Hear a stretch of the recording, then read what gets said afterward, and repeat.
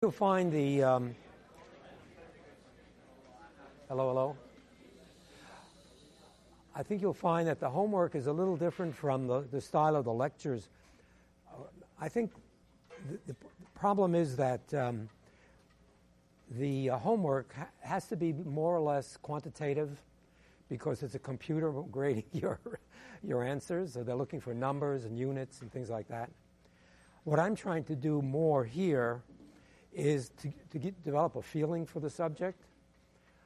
I really think that, as I've said before, physics can be handled very comfortably by knowing a few simple things and then just logical deduction. And I'm trying to illustrate that again today by going through just using the basic three ideas of the first chapter, that there's something like electric charge, some stuff which we have found in the world. These charges push and pull on each other, which are known as forces. And we can represent the influence of one charge on the other by imagining that one particular charge creates an influence in the region around it, and such that when you put another charge in there, that charge feels the influence.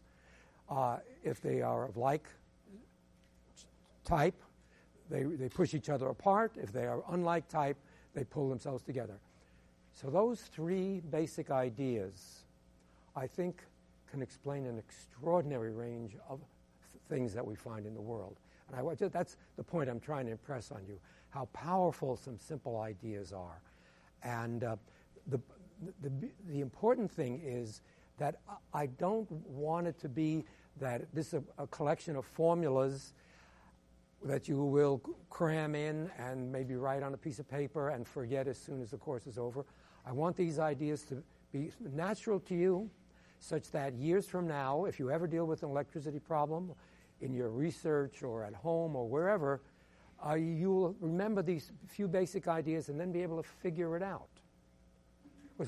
I think today we'll see how you can figure out some extraordinary things with just a few basic ideas. These three thoughts.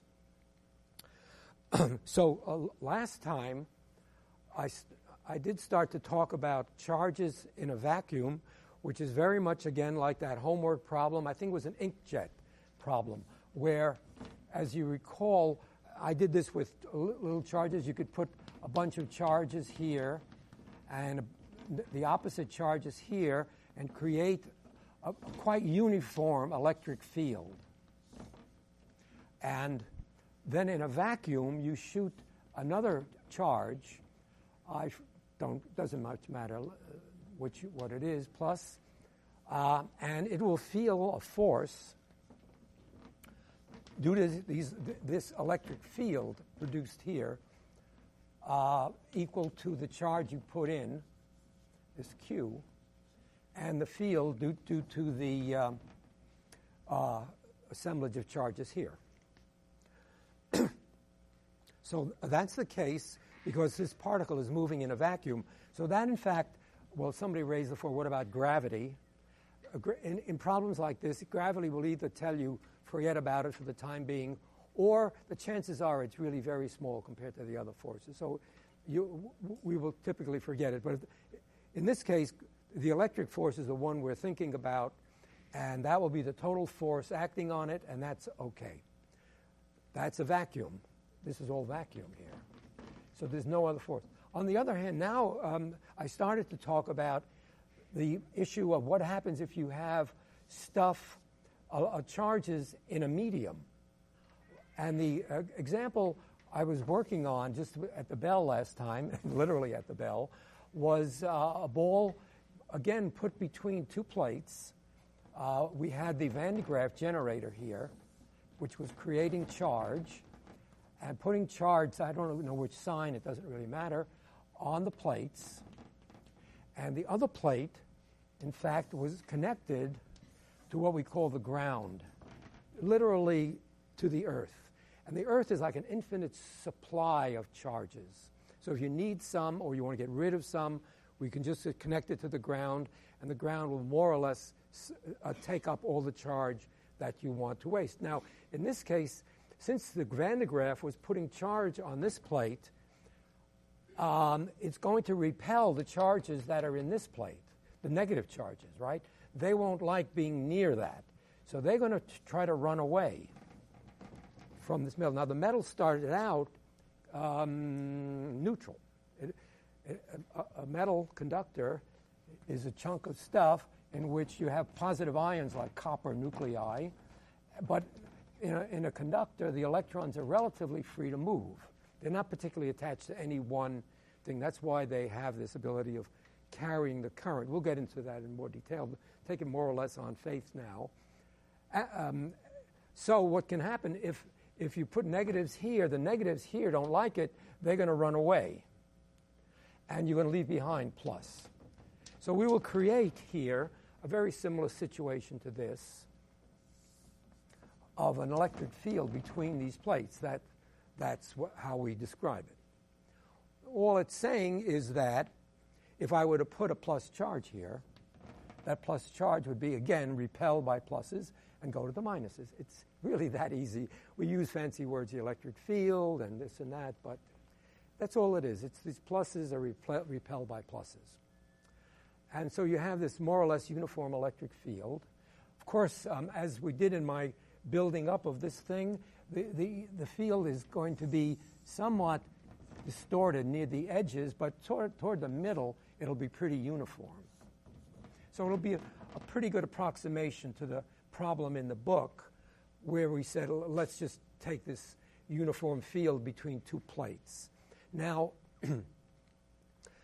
I don't know how well it was a kind of a rush at the end of the class, so I don't know if you remember well how the thing reacted when we did this. We had two types of balls. We had a styrofoam ball, the big white one, which was solid, and then we also had, so we had the styrofoam, and then we had, actually it was a ping pong ball, I didn't describe it very well, which is coated with a metal.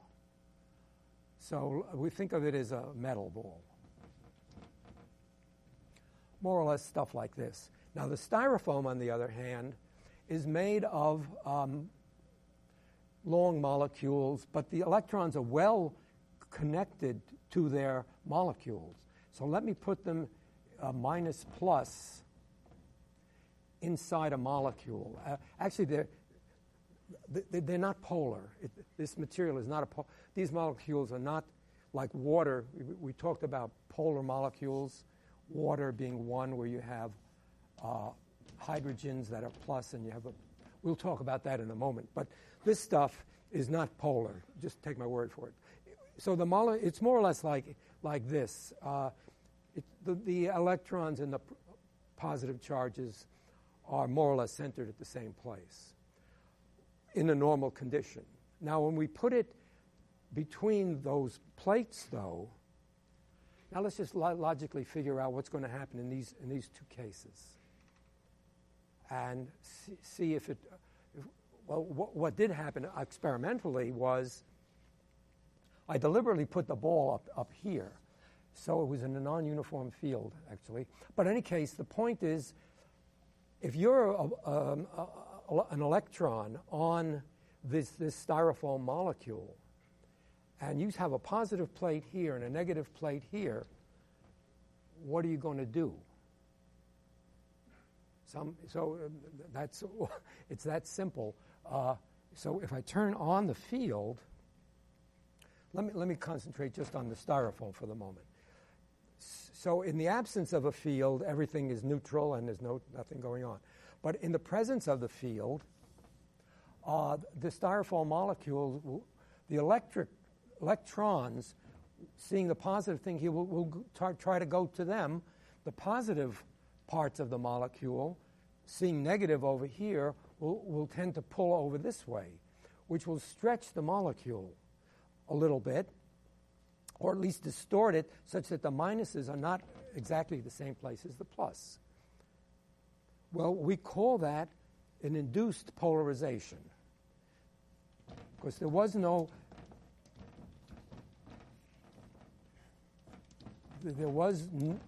separation of charge. Polarization Again, this is a scientific word. It doesn't talk about politics. You know, the Senate is very polarized. No. This is just means, well, in a way it is, the poles apart. There are two differences, and they're separated. We have the North Pole and the South Pole. In that sense, it's somewhat similar. But a difference is made. And that's all that happens, right? Very logical. Then, now the point is,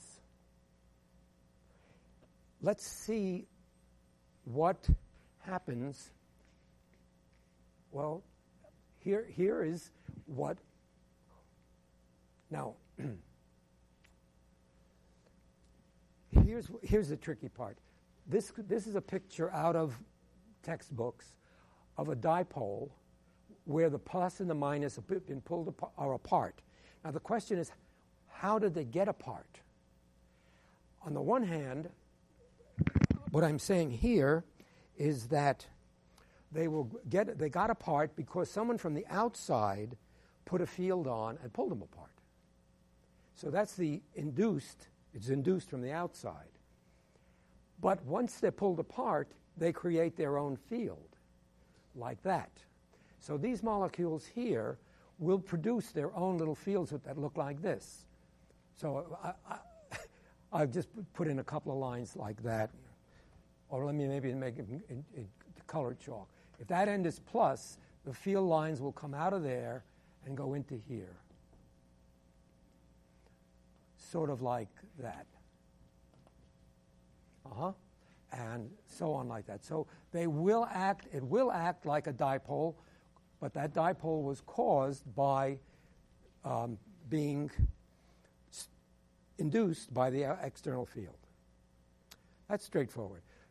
But if you want to look at this in the simplest way, what you basically end up with was more or less negative charges here, attracted by this plate, and positive charges over here, and so this whole thing has now become a big dipole.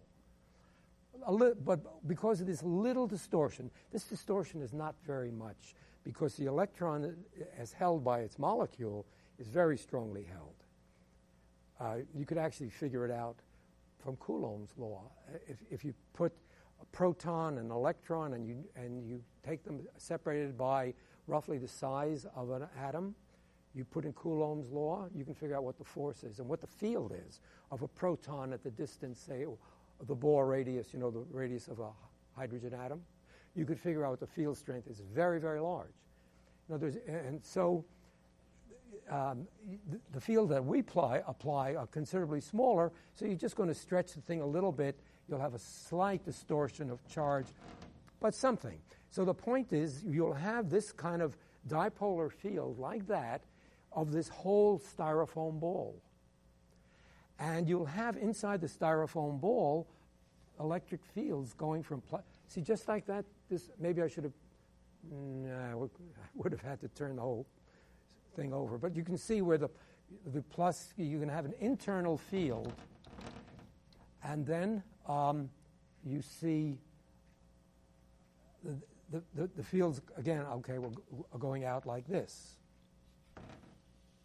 See, what's interesting about the dipolar field is that it changes direction inside the dipole.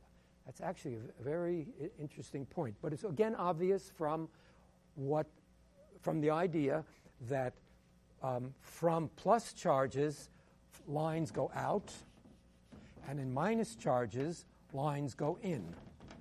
That's a convention we use. But it says over here that, again, as you see it there, from the plus charge above, the lines in between the charges are going toward them, and you see how different it looks. So inside this styrofoam ball, we have these kind of, this is the internal field due to the polarization. And actually, it opposes the external field. So if I get a different color, maybe. This is actually such a deep point that the books don't even, your book doesn't talk about it. We talk about it in other contexts, the next level up. But there's no reason why you can't understand this, right? I mean, because look, we put on this field, right? A big field between the plates. We put this field on. Now we polarize the molecule. Now this field is also acting here, but there is that field acting backwards, so that the net field, actually, the net field inside the ball is composed of two fields. One, let's see, this was plus, so there was the internal field this way, but there was the external field that way. So they oppose each other, and you end up this plus this equals, actually, there's going to be, it just weakens the external field.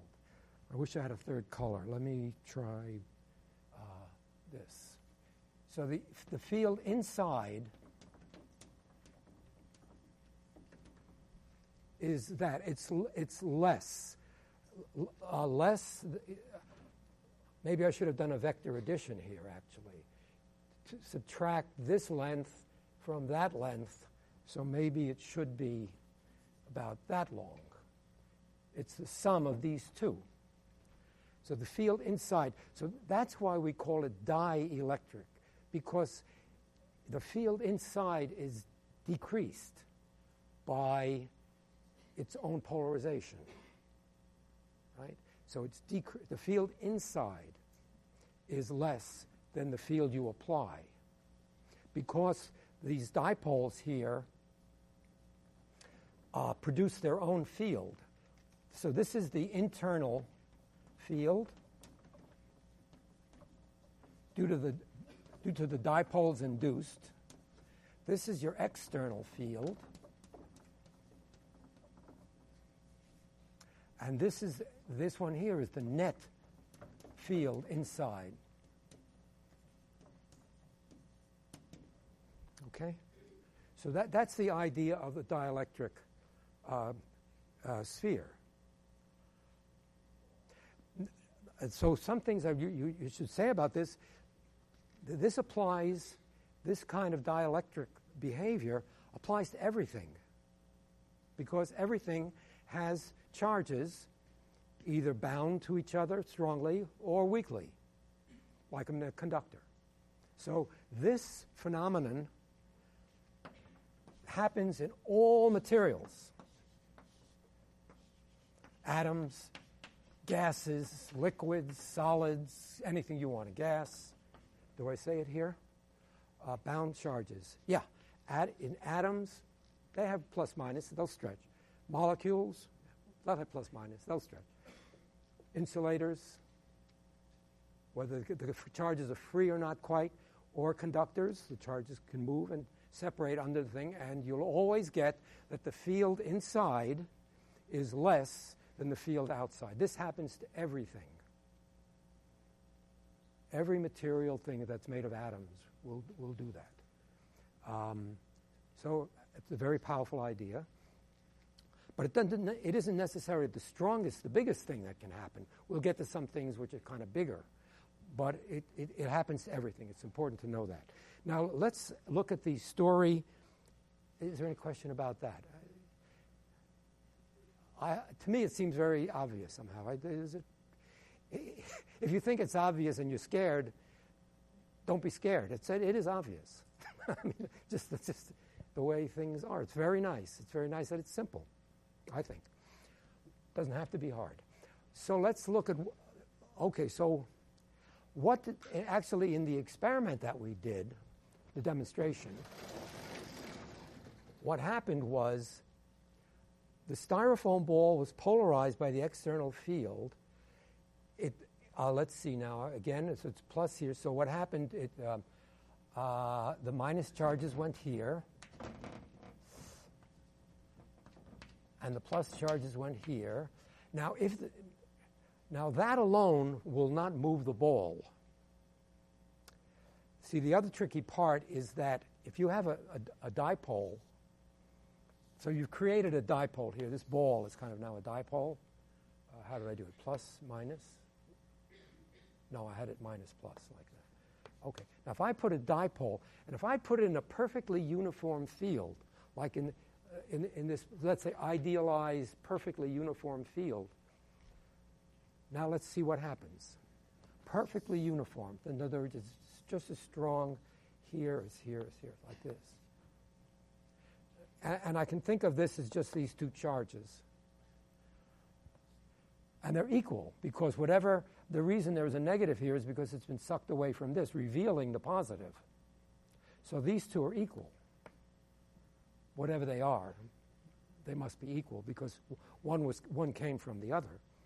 But if I put that in a perfectly uniform field, whatever Q is here, let's say the negative, is feeling QE. And the fellow here, and that will be, because this is negative and the field is that way, the force on this will be this way, right? The force on these negative guys will be that way, equal to, basically, it's a minus Q, Q being negative, minus Q, right? It's to your left. But how about this one? The field here, acting on that, now positive charges go with the field, so the force here is also, it's the same Q, and I said the field was uniform, so there'll be a force the other direction pushing it that way. Right? That's logic. So if the forces are pushing on the one end this way and the other end that way equally, it won't move. But the truth of the matter is it did move, and the reason is that field is not really quite uniform, not quite equal on both ends. Because I put the thing up here, and if you put it a little off center, the field is sort of spreading out. So it's stronger here than here. So see what happens now. Suppose I put that same ball, and I have the minus and the plus ends, but the field is stronger at this end than this end. It's the same direction. See, it's, I have it going that way. Let me get the arrow straight, just to keep in, yeah. So I have a strong electric field here, and because of it's off center, and of course it'd be very hard to find the perfect center of that plate, but typically it looks something like that, where the field is bigger on one side than the other. Okay, well now, when this fellow feels a bigger force, and this fellow here is in the smaller force, so you have an unbalanced force, and then the ball will move. So that's the reason the ball moved. Not that it was polarized. It had to be polarized, yes, but it had to also be in a non-uniform field to have a net force.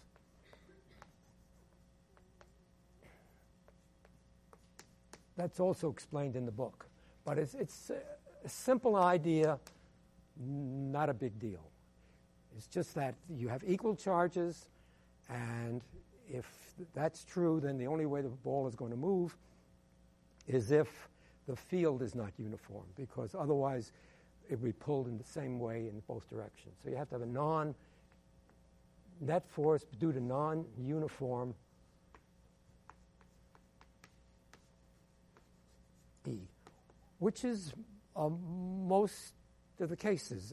This is a special case, and it's idealized because, in fact, as we saw even with my little animation, the fields will bulge out at the end. So unless the plate's just like infinite, so there are no ends, then you'll have perfect uniformity.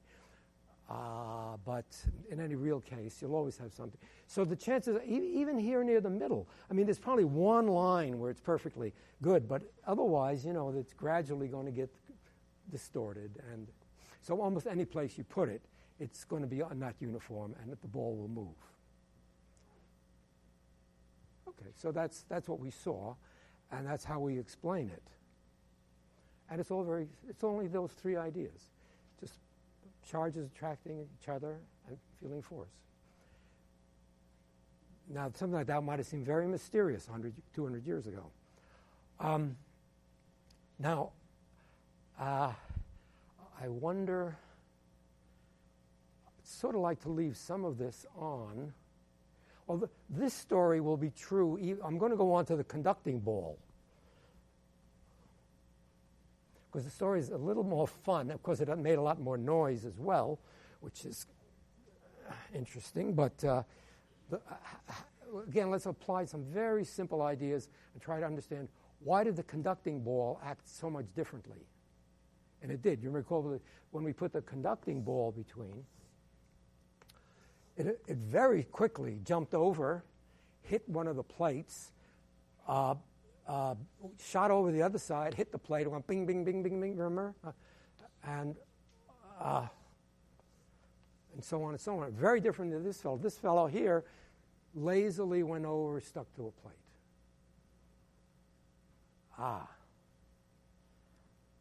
Okay, we'll see. So there's a vast difference here. Let's see if we can figure out why this conducting ball behaved that much differently. Okay, we put this in the same situation, plus, minus. Okay, now this is a conductor, a conducting ball. So let me enlarge the picture of it. We put it in the electric field, going, again, the same field, if I can find the chalk. Yeah. This guy's in his external field. What's he going to do? What are the electrons going to do? The electrons are stuff that moves, as we'll know later a bit more. The electrons will, since this plate was positive, the electrons will want to go toward it. The electrons will move over to this side. Okay? And they'll leave behind the positives. Same story, except that the fact that the electrons are much freer here, much more of them can do it. They can do it completely. They don't just squiggle over a little bit in the molecule. They can actually go from side to side because they're free. So you get a much bigger effect. So you get a complete, well, you don't pull all the charges over, but you pull enough so that there's an interesting point happens. If you're a charge here, eventually, let's say you're an electron. Now, you see this positive plate over here, and you want to go there. But there are already some electrons have gotten to this side before you. So they're going to prevent you from going. So at a certain point, this flow will stop. Right? Because the guys who get there first are negative. The other negatives don't want to go there. So the criterion for that really comes down to the fact that there is this field acting here on this guy. There's a big field here. But there's also a back field due to this one. If this is a negative charge trying to move, there's a repulsion.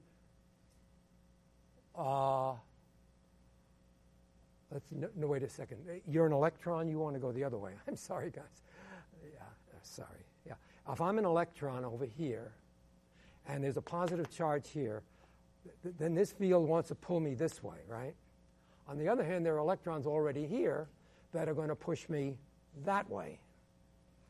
And eventually, enough will come here that they'll stop. Logical. And the way another way of saying that happens is that the electric field is zero in the middle. Because otherwise, you'd move one way or another. So at some point, eventually, things settle down. Whoever's going to go gets there first, he's good. The guy wants to come later, can't make it because the other guys are already repelling him. So that's the argument why the center of the conductor will be zero, have zero field. It's because this internal field, that I drew it in yellow, this internal field is now big enough to stop them from going. It's not the molecular field that's stopping them. It's the internal field of the charges having run over there. That happens very fast.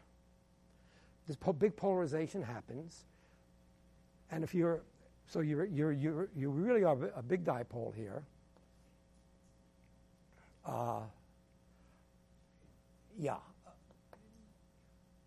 You have a dipole here, and you have your internal field, which is preventing the charges from moving any further.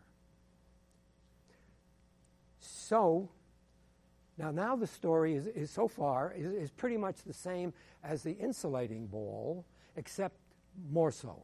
Instead of a little bit of charge distortion, you get a lot because the electrons can move freely.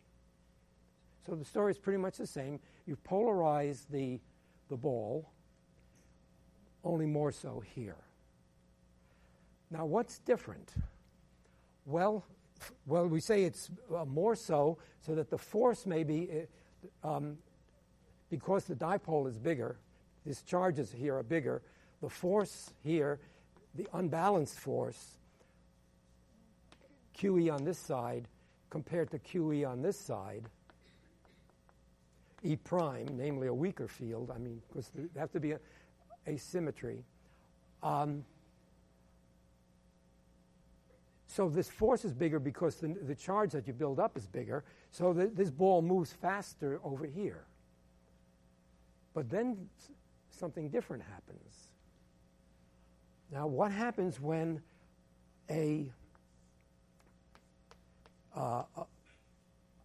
ball that starts out neutral, it's really neutral because it's got as much minuses as pluses, a neutral ball hits a plus plate, and the ball is a conductor.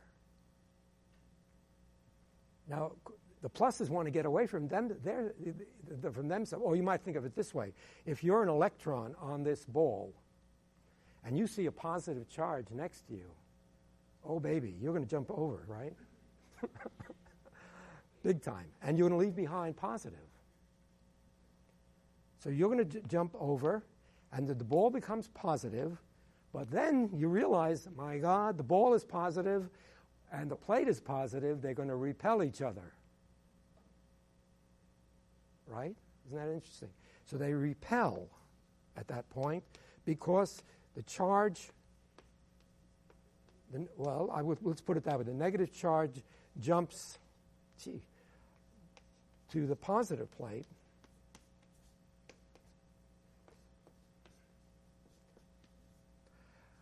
But then the ball became positive because it gave up some of its electrons.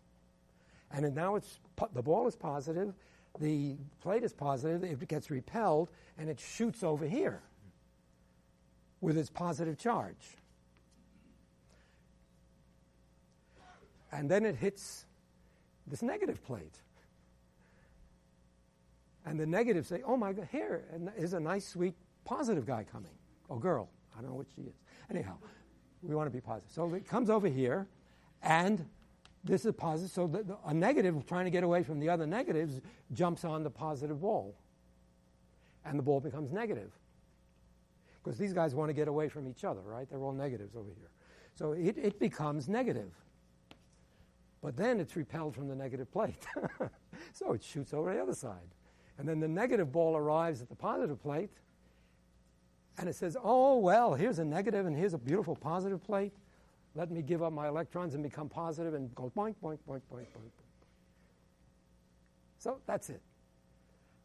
And it tells you, I think, a lot about how things work. And this is pretty much the whole story, really, of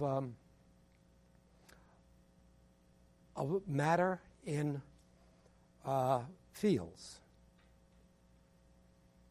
Now, if you don't get this right away, just think it through. As I said, I haven't used any fancy anything. I would just use those three ideas.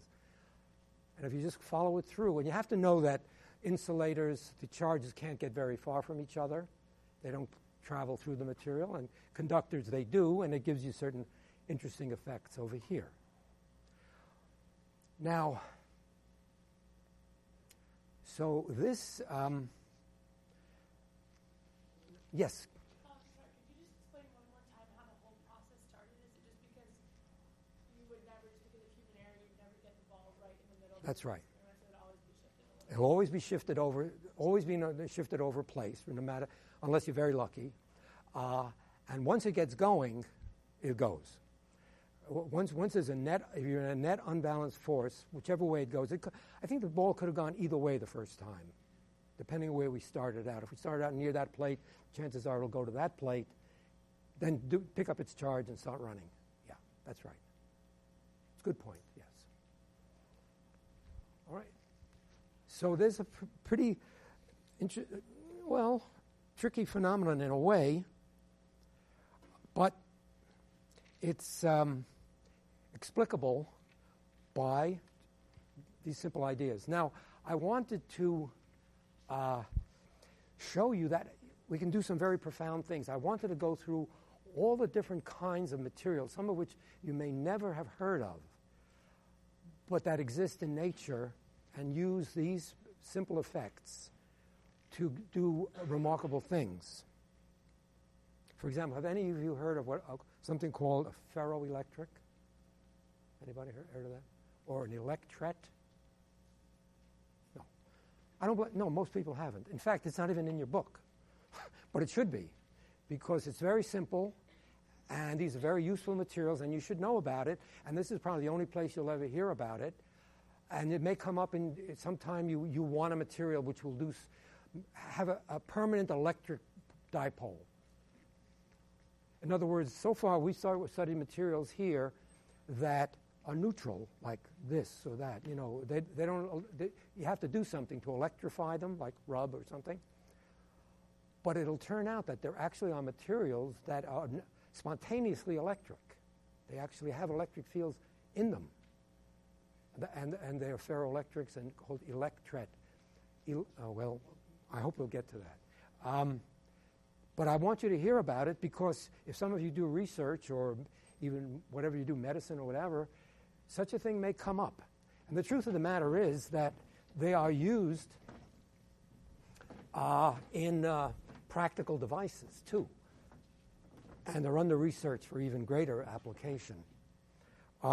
So the last time I started with a table, I should probably write this up completely and put it on our BEAST course, because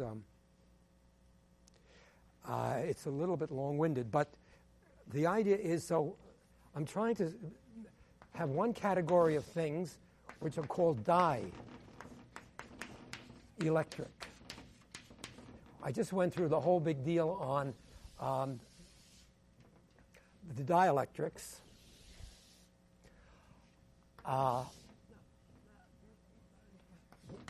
Now, actually, most people don't consider conductors dielectrics.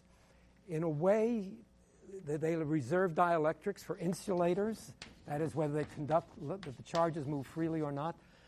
But, logically, a conductor is a dielectric in the sense that its charges move, and it produces a counter field, just like an insulator, just does it more. So I really don't know why, in principle, a conductor shouldn't be considered a dielectric, although that may be an unconventional definition. But to my mind, they really are just, one is just more than the other. You can see sort of why. In fact, you could think of a conductor as one giant molecule. And just as in a molecule, the charges might move one way and the pluses move the other. If you think of a chunk of metal, the whole think of it as one molecule, the electrons move over, and then, so it's just a giant molecule. So I don't really see conceptually the difference, although the books always make a distinction. In most of the people that say a dielectric can only be an insulator. I'm not going to argue the point. Whatever you want to say is fine. But just understand the difference here. And we saw that Let's say we have the two cases when the electric field is 0 and the electric field is not equal to 0. In the one case, for a conductor, what you have is plus charges and free charges that can move around. And when the electric field is not 0, let's say you put it this way, the plus charges are going to go that way, and a lot of negative charges are going to go that way. So that's what conductors will do in an electric field. And an insulator, as we said, if you have a ball of the stuff, the plus and minuses are more or less attached to each other. I'm not going to put them one on top. And in an E field, they are on top of each other, so there's nothing special. But put on a field, and the molecule will polarize, and you will get a dipole moment from minus to plus like this, or plus charges, but somewhat less, will accumulate on this surface. That's what the whole story. We went to styrofoam ball. This is the metal ball. So it's just, so you get a weak internal field. Here you get a strong internal field. Okay? Maybe I should color code it. Okay, now the other type of material this is not in your book, but the logic of it is powerful. So I want you to see it. I want you to see how everything just flows. This is called para-electric. What do we mean by para? We mean that, and these are all insulators, by the way, from here on down. Para-electric is when you have molecular dipoles.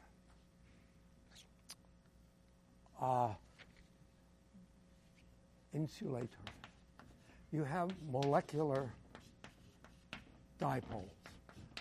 Or sometimes you'll see it called polar materials. Polar, meaning it has poles, electric poles.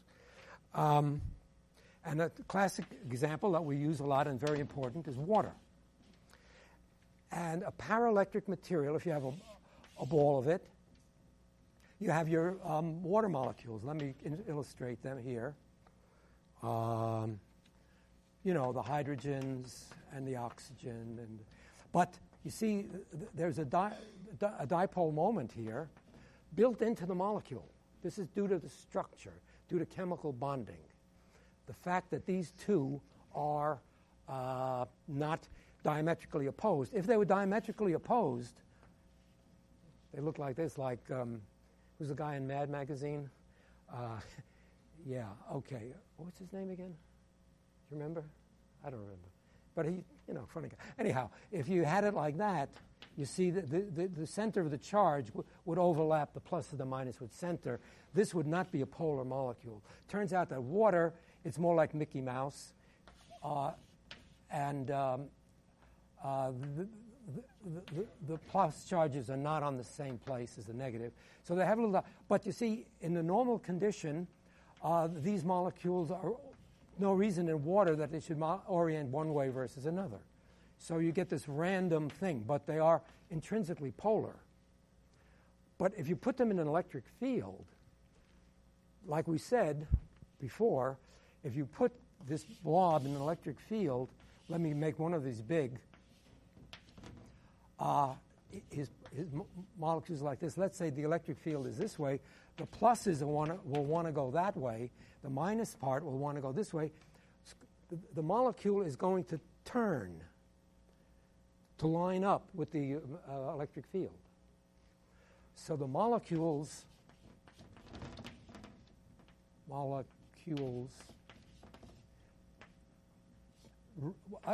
call it rotate, and align with the electric field. Simply, well, they'll always do that. They may not translate, but look, if this is something you really have to know about dipole. Now these are permanent dipoles. This is there before. The other dipole, this one, wasn't there before. This is there before. When you put an electric field here, if this is plus and this is minus, the plus guy wants to go that way, the minus guy wants to go that way, he'll turn. And the comfortable position is this way, with P aligned with the electric field. Again, it's only charges, fields, forces, and that causes the molecule to turn. Now, there's a fancy word for that called a torque. There's a force. See, there's kind of a, like, I don't know if you torque or torque wrench. I mean, you're turning around the center here. One is pulling this way, the other is pulling that way. So you're rotating around that axis here. So there's a torque given by E, the electric field, times the P. That's in the book. Okay. So what I'm just saying is this is in the book, so I shouldn't dwell on it too much. All it is that the molecule will turn and try to align with the field. Right? Again, nothing that you couldn't guess. Okay, so that's, but the difference, why this material is different from these dielectrics, is that the separation of the charge here is pretty big. It's the order of angstroms. It isn't like a little charge that's just going to go a teensy little bit pulled by your external field. This is built in by the chemical bond. So the dipole moments here are big, and that means that when these guys orient, they produce a really nice, big, hefty internal field. So it's a very different ballgame with these called para-electric. Again, everything is electric here. Now, let me give you a thought experiment.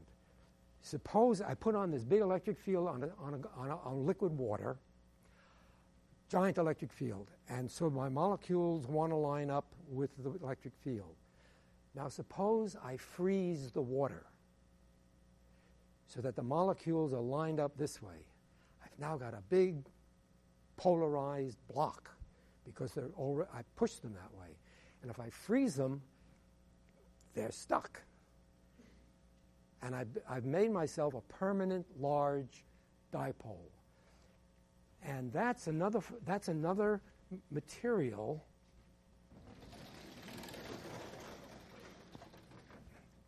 Now, see, now whereas this happens in all materials, this is this induced polarization. Now we're talking only very special materials, like water or other things, wherein we have another category of things which we can call, for reasons of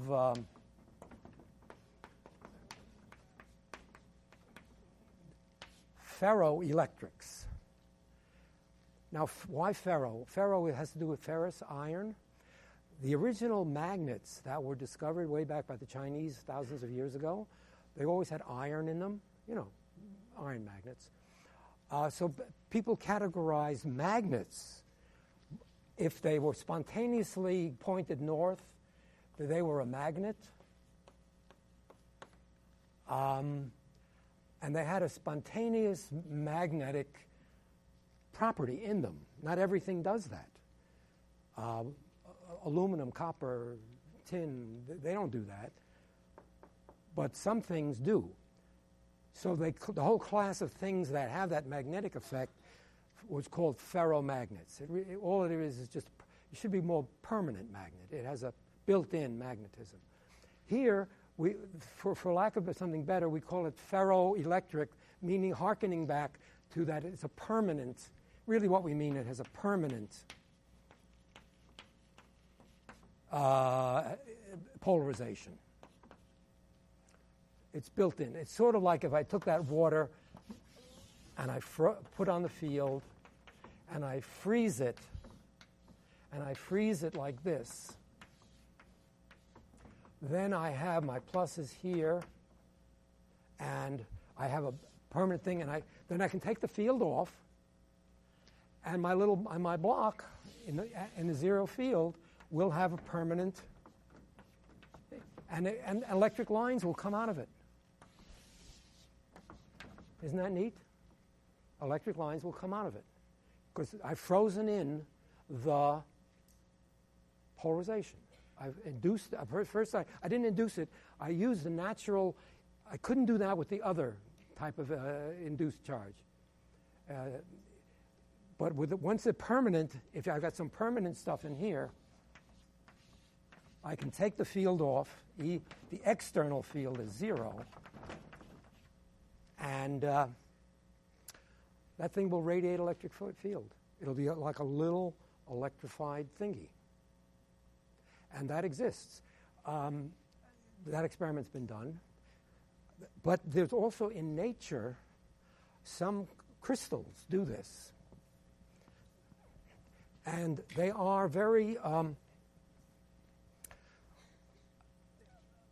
potentially useful. What they are, they have, for example, there's a material called barium titanate. And what happens is that at a certain temperature, there's a titanium here, and it's bound to oxygens here and here and here on all its faces. There's sort of an oxygen on 6 faces of a tetrahedron, actually. It's sort of a box. It's not a square. It's a cube. It's a box, a long box. Now, what happens at a certain temperature, the titanium spontaneously moves off center, and it leaves, and it sort of puckers up compared to the oxygens, and it creates an internal dipole. And this repeats in all the unit cells, up. And so the thing develops a spontaneous internal polarization all by itself. It's sort of like the water molecule, spontaneously, its crystal structure, for some reason does it. For some reason, barium titanate does it too.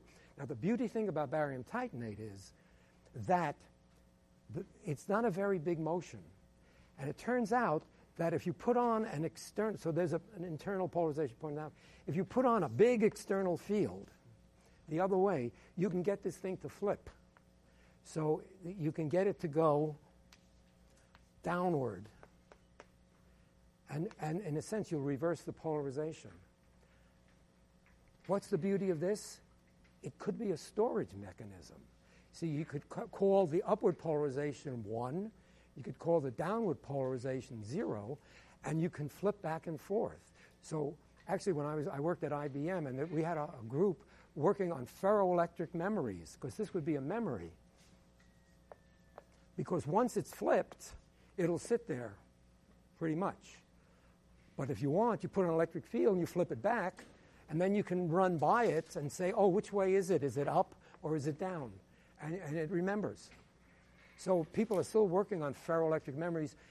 It competes with, flash drives, and competes with magnetic memory, which does a similar thing, except that in a magnetic memory, you have north and south poles. But so ferroelectrics are important. Oh, and one more thing before I tell you. Inside of these things, how do you think these things work? Actually, there is an electric device that has an electric field coming out of it, and when my voice hits it, it moves up and down, and there's a plate here that sort of detects the electric field of the moving plate, and that's how my voice gets picked up by this electric field, gets amplified, and turned out. That's the electret. Most high-quality microphones are made from materials like this that have their electric fields coming out, and you jiggle them, and you can pick up signals. So they're important. Okay, thank you very much. See you soon.